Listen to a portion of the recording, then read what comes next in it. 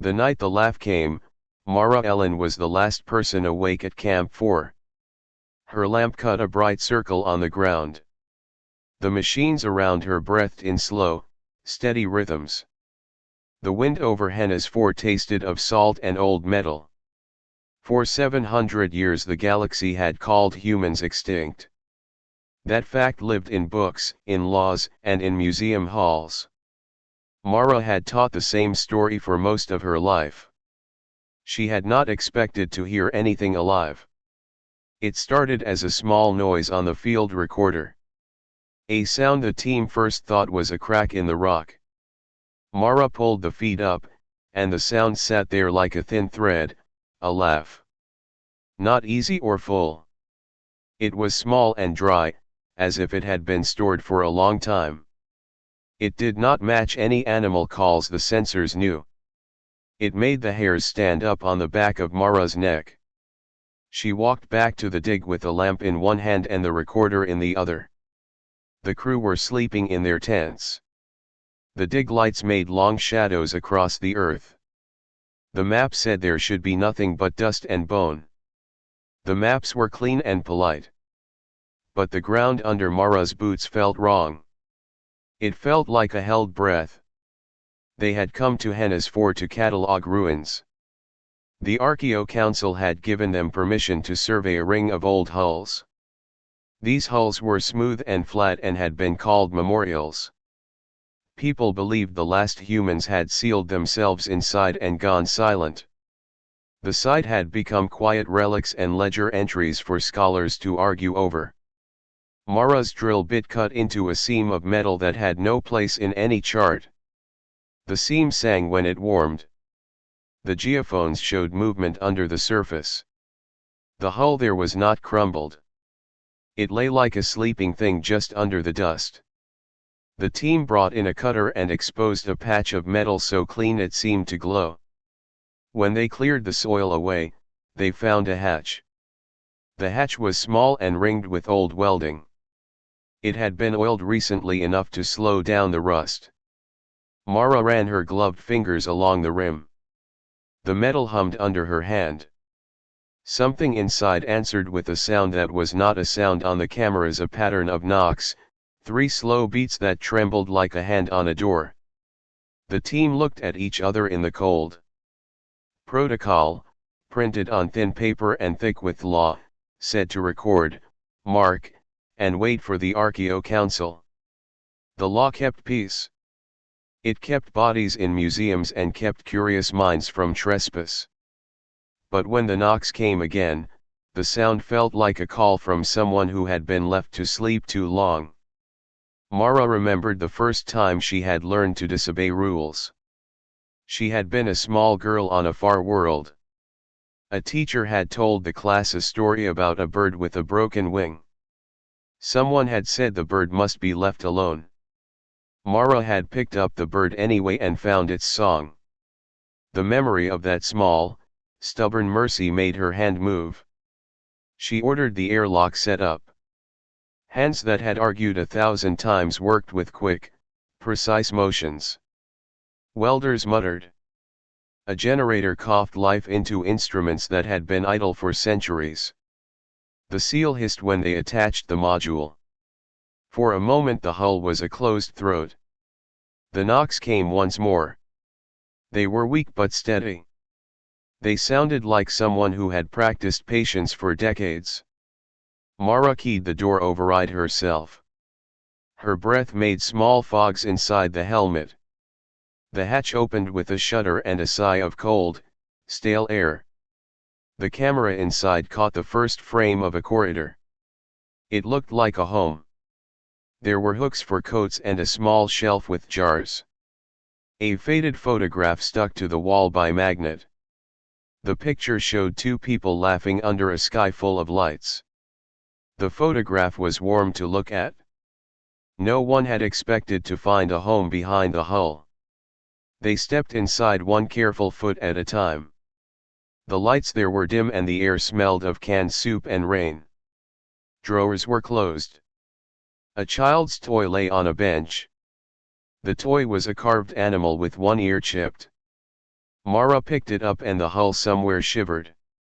A tiny recorded voice, thin as paper, sang a line from an old lullaby. It made Mara feel like a thief and a priest at once.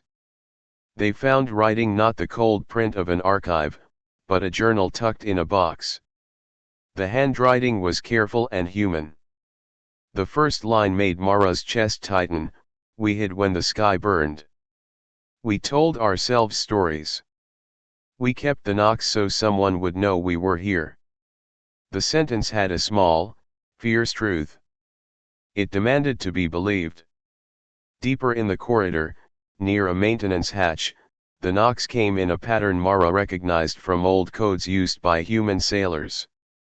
Someone had taught themselves to tap messages into metal to speak across silence. The message spelled a name. Jalen. The name sounded like a bell. They opened the maintenance door. Inside, tubes curled like sleeping vines. Machines sat with dust and careful care.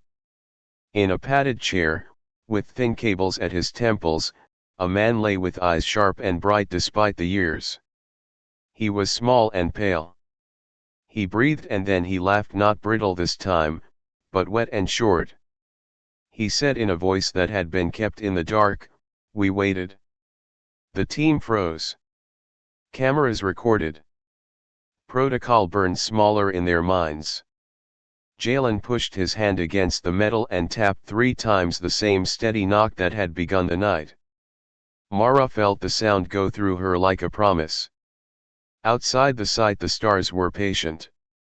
Inside the hull a story had opened. The choice stood plain as a plate: follow the law and leave the living as artifacts, or break the rules and answer a knock that had kept a life breathing for centuries. Mara could see the map of her choices in her mind. One route led to safety and paperwork. The other led to danger and mercy. Her hand closed around the little carved animal. She thought of the bird she had once saved as a girl and of the way it had learned to fly again. She stepped forward into the corridor. The camera caught the moment her gloved hand reached for the maintenance latch. The feed trembled. The last image the field recorder saved before it cut was simple and clear: Mara's hand on metal, and across that metal, a small, old voice that said one slow word: "Open." The feed came back in a jitter of static and then a washed-out image. The airlock camera blinked as the pressure equalized. Mara's heart beat loud inside her suit. Around her, the team moved with the slow, careful steps people use when they see something they cannot explain. Inside the hull, the corridor smelled of old food and rain. The metal walls held small dents like memories. Lights hung on thin wires. Hooks for coats still had the shape of coats long gone. Someone had lived here and kept the small things that make a life true. They found a maintenance room in the back. The door stuck for a long minute. When it opened, the team saw a figure in a padded chair. Tubes curled from the chair to boxes with numbers. Small lights blinked like tired eyes. The figure's skin was pale. He wore an old shirt with a faded star stitched on it. His eyes opened slow and bright. "Who are you?" Mara asked, though she already knew the answer from the name the knocks had spelled. The man tried to smile. He moved his mouth and a thin voice came. "Jalen," he said. The single word landed like a stone. Jalen could not stand. His legs had the slack of many lonely years. A student from the team, Kito, knelt and helped him. He touched Jalen's arm with a soft, steady hand. Jalen looked at Kito like a man seeing a child again after a long trip.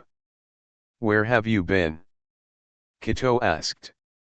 Jalen laughed a little. The laugh was a wet, human sound. "Hiding," he said. "Hiding and listening.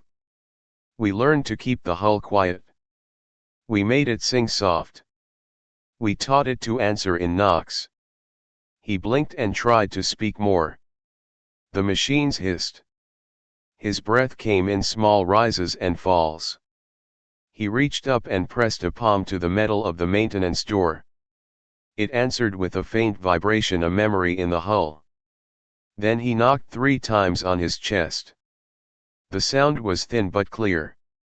The team moved like people who had to learn a new rule right away. Protocol told them to mark the site and call the Archaeo Council. That was the law. The law had teeth. It kept the galaxy safe and neat.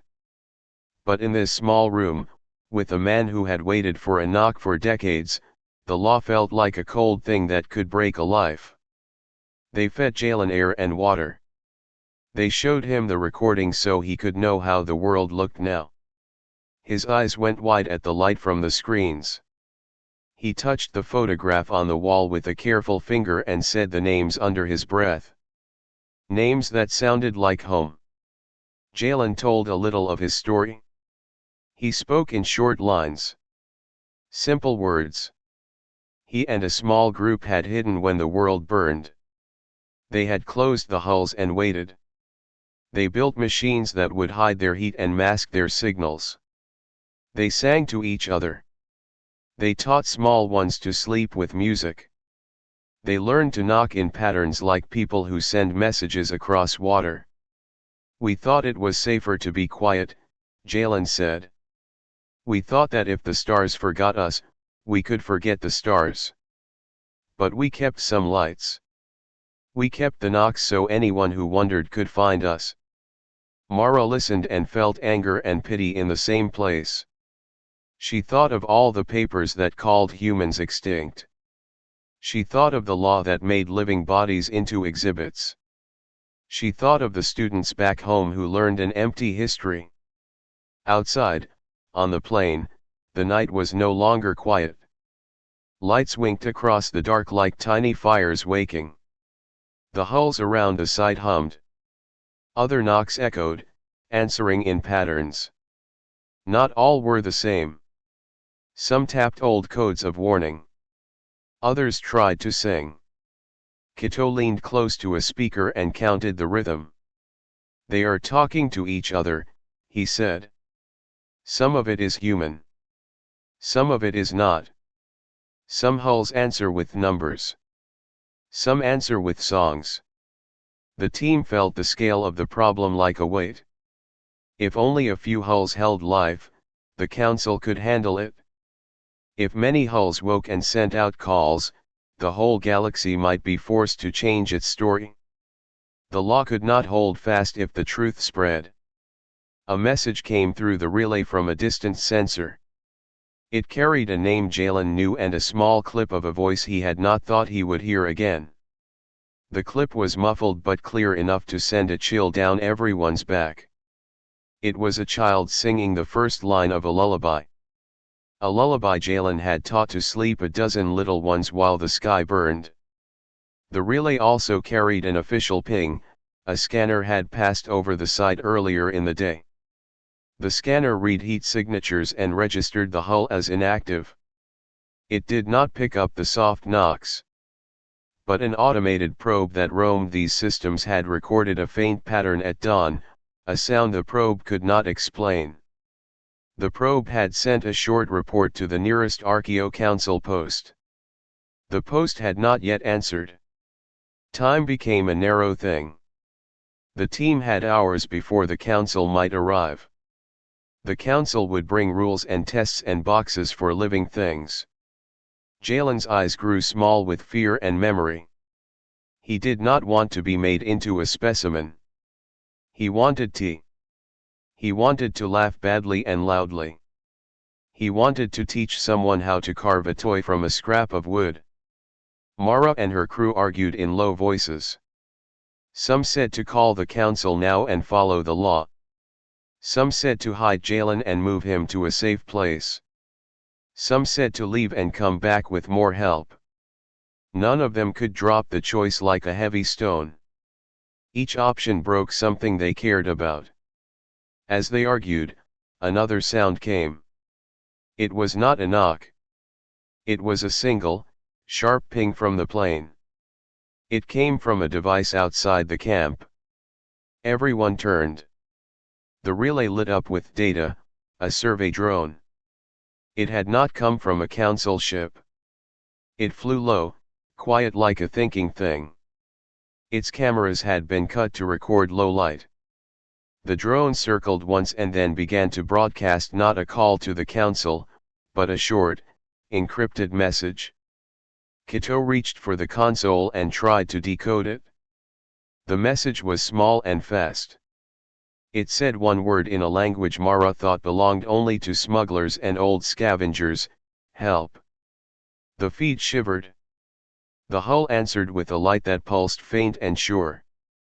Jalen's hand went to the metal and he nodded, a tired, certain nod. He said in a voice that had kept hope for years, "They are out there. They are listening." The team looked at one another. The camera caught Mara's face, lit by the glow of the consoles. Behind her, the hull hummed like a sleeping giant. The knocks kept coming, patient as tide. The choice they would make would change many lives. It would break rules. It might start a war of law and mercy. Or it might start something far smaller and far more dangerous, the return of laughter. Mara pressed her palm to the hull. The metal warmed a little under her glove. She felt the faint echo of a tap, 3 soft knocks that felt like a promise. She swallowed and said a single word she did not say often enough. Open. The camera blinked once more. Then the feed went to black. News moved like smoke on Henna's 4, slow at first, then fast and hard to hold. The feed from the hull leaked beyond the camp. People in distant towns saw grainy images of a corridor and a man who called himself Jalen. Scholars argued in quiet halls. The Archaeo Council sent a short message: hold site. Await orders. But orders take time. Time was not something the hull could buy. Inside the hull, life unfolded in small, stubborn ways. Jalen sat with a blanket over his knees and told stories that sounded like songs. His voice was small, but the memories in it were big. He spoke of the sea that once ate at the coasts and of lights that stitched the sky together. He talked about ordinary things: how to mend a shoe, which herb cut fever, how to make a child laugh when the night felt too long. Each memory made the team feel they had found a whole world hidden inside a box. Mara wrote everything down. She watched Jalen's hands as he traced the edges of photos. She learned to hear the small pauses that showed grief. Jalen's stories were not grand. They were ordinary and true. The team realized that the rule which said humans were extinct had never meant the small private things: songs, jokes, and the smell of bread. It had meant the public parts: cities, governments, trade. The small private things could survive in silence if someone kept them warm. Outside, other hulls began to answer. At first it was tiny, a single light here and there, a far knock repeated like a heartbeat. Then the plane filled with patterns. The knocks spoke in old human codes. Some hulls answered in numbers. Some sang scraps of melody that had been kept under metal lids.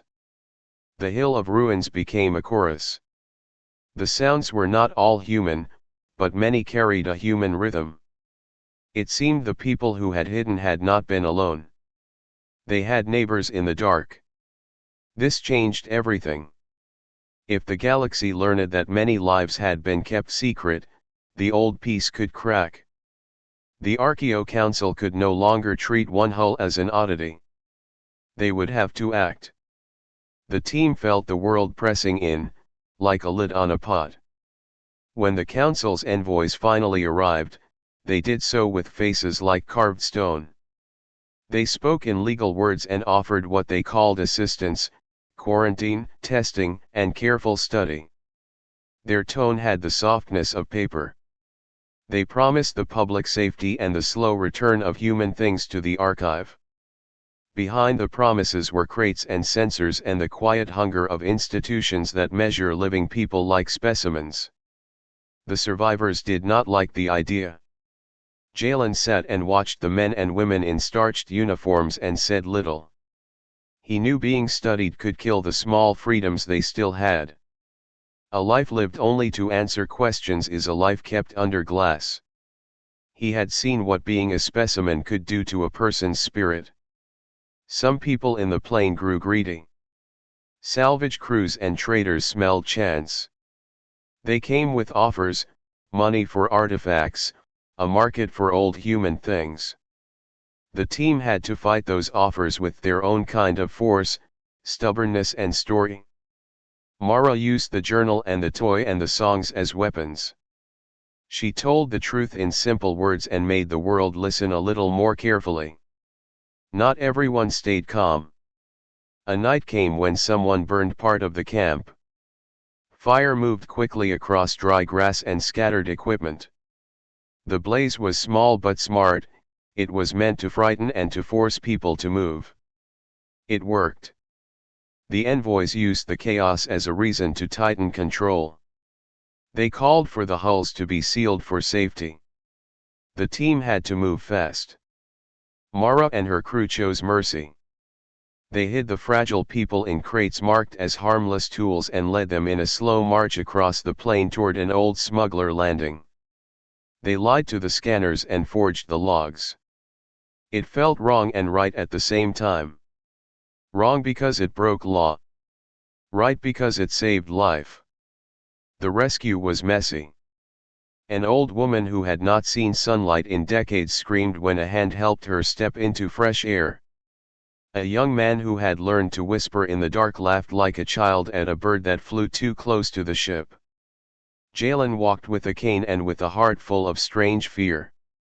He tapped the hull 3 times as they left, like a goodbye to a room that had held him safe. They found shelter in places the council did not map well, small moons with shallow caves, forgotten freighters whose owners liked secrecy, a remote ark used long ago for cargo. The new homes were rough. They had no polished floors or polite law. They had soup and blankets and faces that learned to be kind. From their hiding places, the survivors sent messages back through old networks. They used codes and songs and small signals. The hulls answered one another across the void. The world above changed. People argued on feeds and in halls. Some cried at the videos of old hands learning to bake bread again. Others feared what new humans might want. Some politicians used the fear to gain power. Mara sat up nights and watched the lights on the consoles. She felt both proud and afraid. She had broken laws, but she had made a choice she could live with.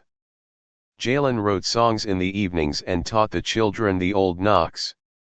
The children learned fast. They turned the knocks into games. They turned the games into music. Laughter that had lived only in the walls came back like rain. But questions remained heavy. Could the survivors ever return to the open world without being turned into curiosities? Could their lives be lived on their own terms, not as exhibits? The council had power. The galaxy had long memories of war. People had reasons to fear the old human name. One day, a small packet arrived on a smuggler's channel. It was simple and short, coordinates and a single sentence in the human code Jalen had taught. We remember. We will come when you are ready. The message made the team breathe differently. It meant they were not alone. It meant a choice was not a single act but the start of a long path. Mara looked at the child with flour on his hands. He tapped 3 knocks on a tin cup and giggled. Jalen listened and smiled. He put his hand over Mara's and squeezed once. The future felt like a door half open. The echoes of bone and metal sang around them. The world was waking, in small, human ways. They had started something dangerous and beautiful. The knocks had become a chorus. The chorus would not be quieted without trouble. But for the first time in centuries, laughter answered the dark. They called it the retrieval. The name made it sound official. It was not official. It was a mess of old friends, small ships, and people who could not ignore a knock. Mara sent messages along the channels only a few trusted crews still used. Salvagers who once traded in broken things answered. Fringe scholars and a pair of bored diplomats who remembered why they had started in service came too. They arrived in ships that coughed and stuttered. Their transponders were dimmed. Their hands were steady. The plan was simple and dangerous. Move the living. Hide them in plain sight. Use the noise of the sight to cover the small convoys. The team fitted cargo pods with soft beds, old blankets, and jars of water. They forged papers with names that had not been used in 100 years. They carved out a route across fields that the council's scanners did not watch closely. Jalen watched the preparations with a careful face. He could not walk far, but he remembered how to laugh at small disasters. He called each helper by a name he had learned from a photograph. He liked to say them aloud, as if saying a name made it real again. The first problem was fear. The survivors had lived in dark places for so long that sunlight could hurt. Some of them thought open air was a trap. An old woman called Rissa hid under her coat when she saw the sky. Mara sat with her and warmed her hands with tea until the woman dared to step out. A small child who had never seen rain laughed when a drop hit his face. These small things were heavy with meaning. The second problem was proof. The council wanted data. It wanted DNA and quarantine and laboratory shelves. The team could not give those things and still keep the people safe. So they made another choice: lie with a straight face. They signed manifest codes with names that matched smuggler logs. They swapped sensor reads. They closed shutters when patrols swept the sky. Each false report felt like theft, but each saved a life. The third problem was greed. Word moves fast in the markets. Traders smelled profit. Some wanted to buy artifacts. Others wanted to film the survivors for collectors who paid to look at things like living history. Mara found herself bargaining with people who had once taught moral rules in public forums. She lied again. She called on old friendships and small debts. She traded a crate of old maps for silence. On the night of the move, wind rose from the plain. Dust chased the convoy like a second sunrise. Engines hummed low. The hulls along the ridge blinked in answer, small lights pinpricking the dark. The survivors moved on lit ropes. Children held hands with salvagers and hummed the knocks Jalen had taught them. The sound made the air human-sized. Halfway to the old landing, a ribbon of flame cut the route. Someone had set a trap. It was a smart burn, not big enough to destroy ships, but loud enough to make planes check sensors and to scatter the weaker crews. Sparks climbed and fed the dry grass. A flare blew and sent men and women diving for cover.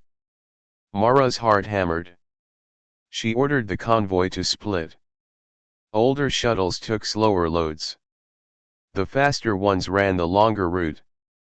Kito stayed behind with two others to cover the rear.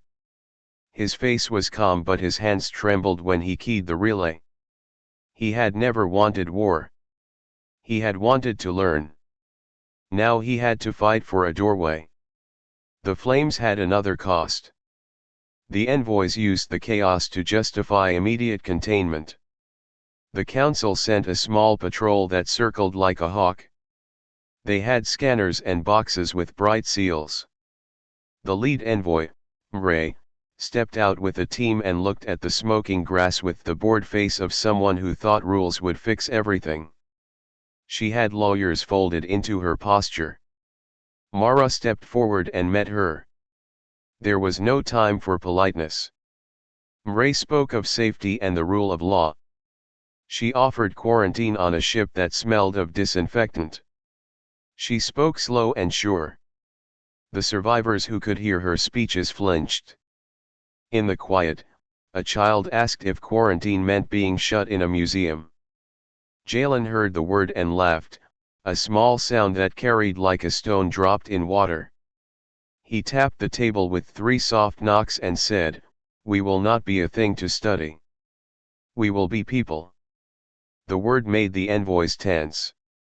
A stand began. Words were sharp. Kito argued and made a case, people had rights. The lawyers saw only precedent. Ray threatened legal action. The trade crews threatened to leave. The plane filled with voices. Under the shouts, the hulls answered in patterns and songs. The world was noisy and messy. In the confusion, a salvage shuttle slipped in close and took on board the most fragile. Mara helped hand a small family into a pod.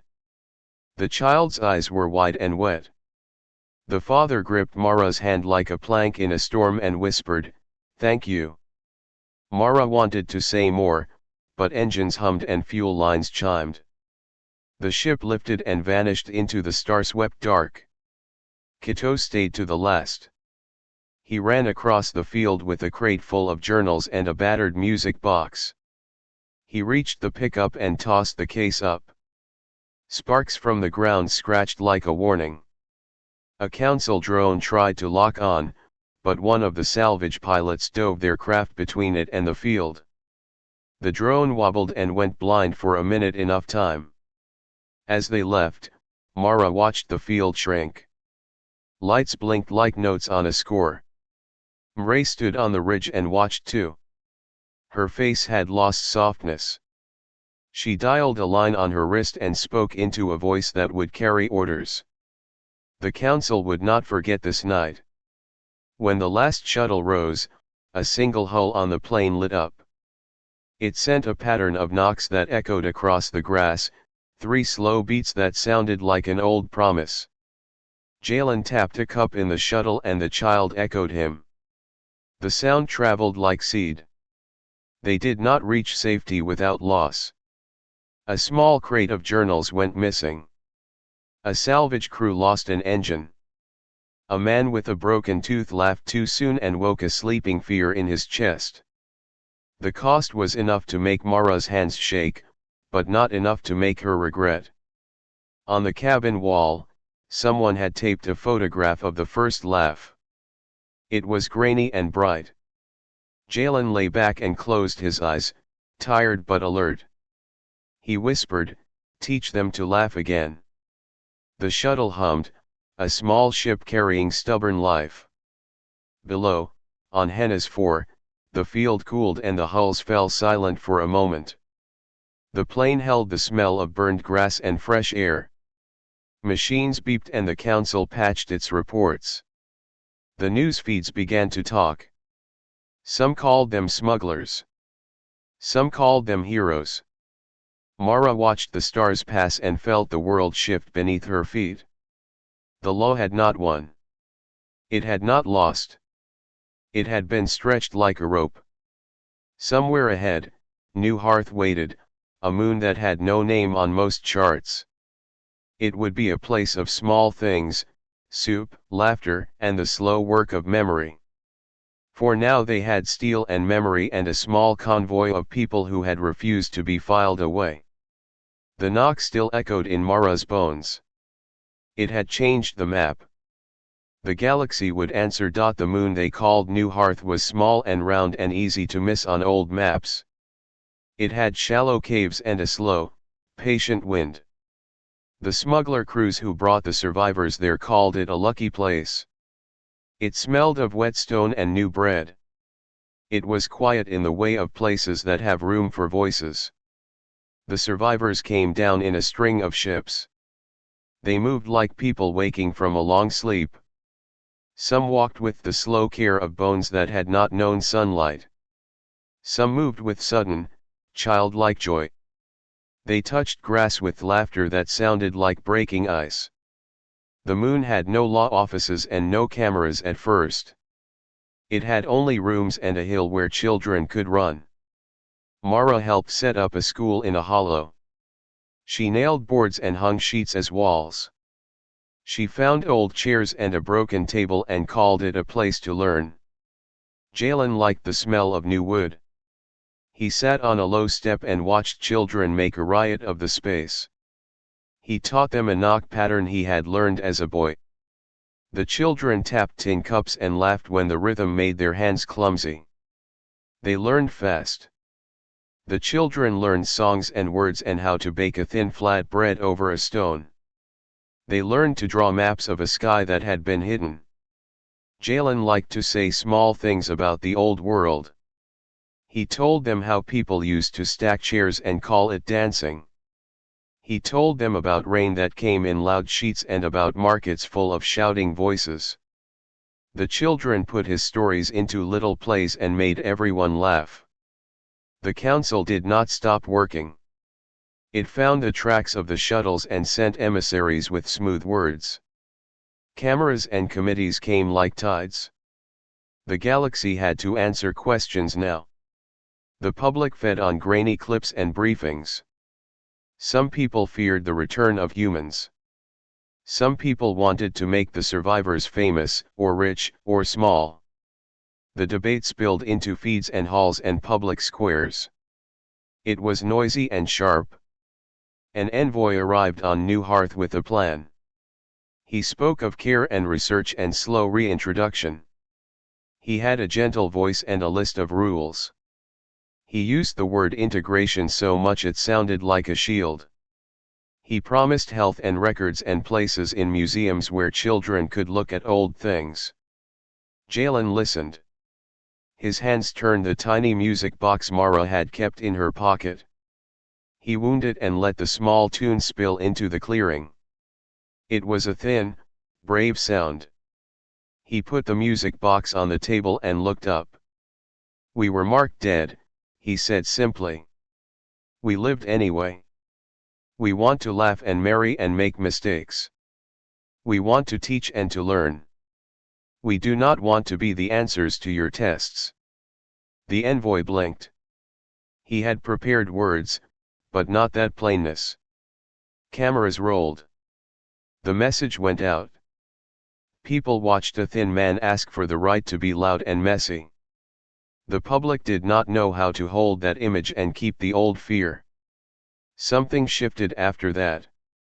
A stream of messages, letters, videos, simple gifts came from places that had been indifferent before. Some people sent seeds. Some sent stories their grandmothers had told. A teacher somewhere posted a lesson plan that included the survivor's lullaby. A baker in a coastal town sent a crate of dried fruit. Small kindnesses spread like fire that warms instead of burns. Politics moved more slowly. The council had legal power and a long memory. It wrote new rules that would protect people from being studied like objects. It did this because public outcry made it costly to do otherwise. It did not do it purely from mercy. It did it because the world had seen faces and could not unsee them. The law changed because people chose to see the living as people. New Hearth became a place of repair. The survivors taught skills that had been forgotten in many parts of the galaxy. They taught how to mend a torn sail, how to preserve fruit without fancy machines, how to build a song from 3 knocks and a whistle. Others taught them new things in return, how to splice power lines, how to read new maps, how to navigate a sky web. A trade began that had nothing to do with profit and everything to do with giving. Jalen grew quieter as months passed. His hands shook less. He walked to the school every morning and listened to the children practice the knock. He liked to sit at the back and watch. Mara often sat beside him. They had become friends shaped by things that break and things that hold. One dawn, the council sent a gentle envoy again, this time with a different tone. He came with an offer to build a small cultural center on the moon. He said they would help with medicine and teachers. He asked only that the survivors allow a visiting scholar now and then, people who would learn without ripping life open. Jalen thought for a long time. He wound the music box and set it between them on the table. The children practiced their knocks in the distance, and the sound made a small drum beat in the morning air. Then Jalen smiled, and the lines in his face bent like old paper. "We will let them watch," he said. "But not like birds in a cage. We will teach them how to listen." The council built a small center, careful and plain. Scholars came. They shook hands awkwardly. They learned things they had thought they already knew, that a life is not a specimen, that memory is not only facts, that laughter is a practical tool. They left books and took back stories. The survivors taught them to bake bread and to weave a knot that never slips. The world learned and taught in a slow way that kept hands working and mouths full. On a clear evening, the children of New Hearth climbed the small hill with tin cups and wooden spoons. They tapped the 3-knock pattern that Jalen had given them. The sound rolled down the slope like little drums. Below, on a distant plain, an old hull answered with a faint light. It was slow and soft, but it was an answer. Mara watched the light and felt a simple truth settle in her chest. Laws could change. Maps could be redrawn. But the thing that mattered most was small: people decided to be kind. Someone had chosen, in a moment of cold law and warm heart, to open a hatch. That decision made more decisions possible. Jalen tapped Mara's hand and laughed, full and messy, the kind that fills a room and spills into the night. The children echoed him with tin spoons and clumsy rhythm. The knock went on and on, until the hill sounded like a chorus. From faraway places, other lights blinked and other knocks answered. The galaxy was listening.